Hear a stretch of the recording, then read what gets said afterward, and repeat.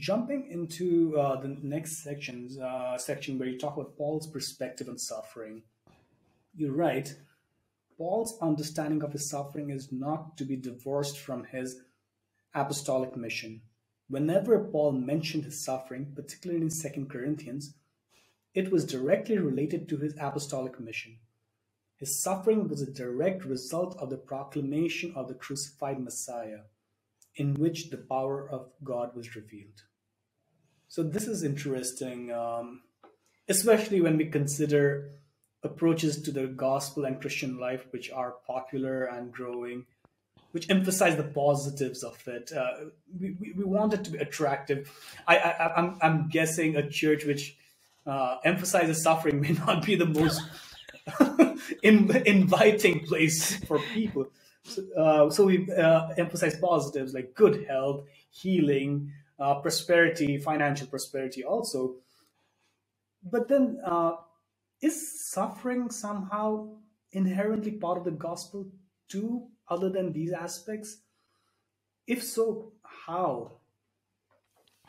Yeah, in my early days of my PhD journey, I had the opportunity of presenting a short paper in a missions conference. So I asked the question for us to reflect on: is suffering a consequence to mission? That means I suffer because I obey the Great Commission, or is suffering intrinsic to mission, that suffering is considered part and parcel of our Christian witness? Interestingly, I had two responses. One of them is a missionary to Africa. He's from the developed nation.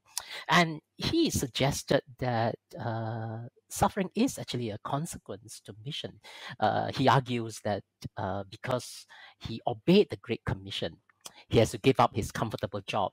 He has to give up where he used to live and move to Africa, to a tropical country in Africa where humidity, where there's high humidity, the heat is unbearable. Just like me in Malaysia.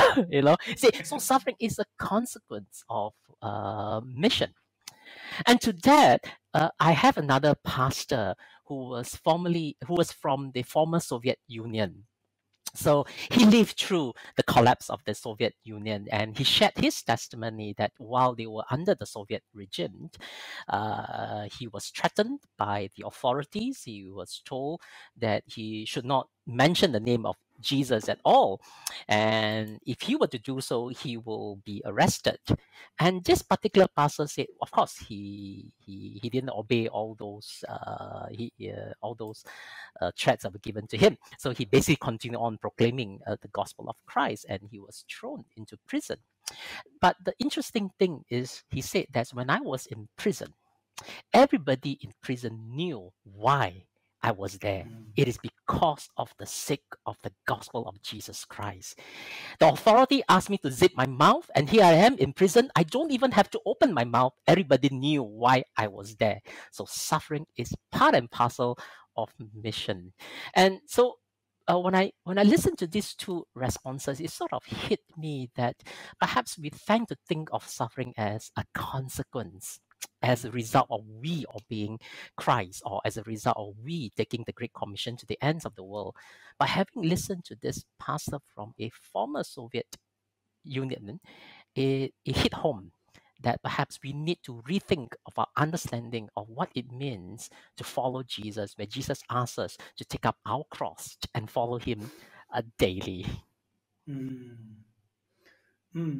I like that example that you gave, because in it there are two perspectives: one of a Western missionary going to Africa, and then the experience of a pastor in the Soviet Union. And it would seem that our perspective on suffering, and I think like neither of them are incorrect or mutually exclusive. But our perspective on suffering and mission also depends a lot on where we are located and how we experience our world. And but the perspective that came from the Soviet pastor is helpful, because oftentimes, if we just see suffering as a consequence of mission, we'll try to find ways of avoiding or removing suffering.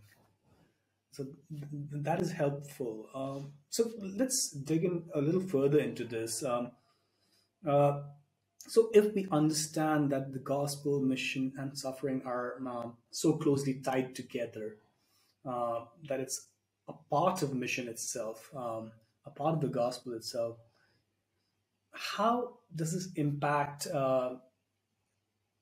our local churches and our theologizing as local churches when it comes to our tendency to emphasize the positive side of the gospel and look only at that side?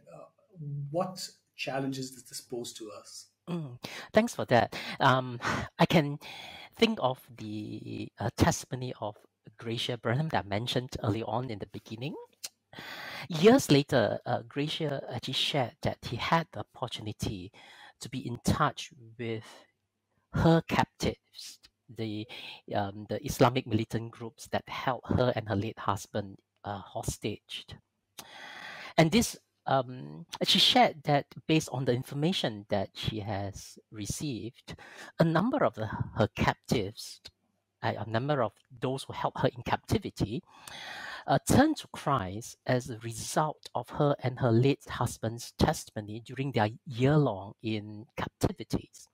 Now, Gracia actually shared that if only she had knew back then that there would be this sort of positive outcome of her captivity, where those who held her hostage would turn to Christ subsequently, she said that it would have made her horrible experience more bearable. It was in hindsight that she realized that there's something positive could come out from what she has gone through when she was held hostage for more than a year. And through all this experience, she says that we can actually see God at work, turning suffering. We often view that as something that's negative into something that is positive. And I think this is closely related to what I was trying to bring out in this chapter. If you look at Paul's life, he suffered so much, but what positive impact will come out of this? And Paul said that it is for your comfort, as he was telling the Corinthians in 2 Corinthians, I suffer so that it is for your comfort, so that you may also share the comfort that I receive from my suffering. So I think there is this very close relationship between suffering and how it could minister to someone else. And I mean, being a pastor as well, sometimes I do find that some of the pain that I've gone through in my own life, I'll be able to identify with those that I'm reaching out to as well. So I think there is this positive impact in our present reality as well. That is interesting and helpful because you brought up two aspects of it. One, that my suffering can minister to others as even as I suffer.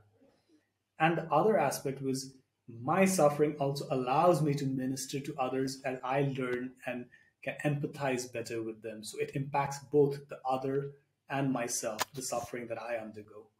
That is beautiful.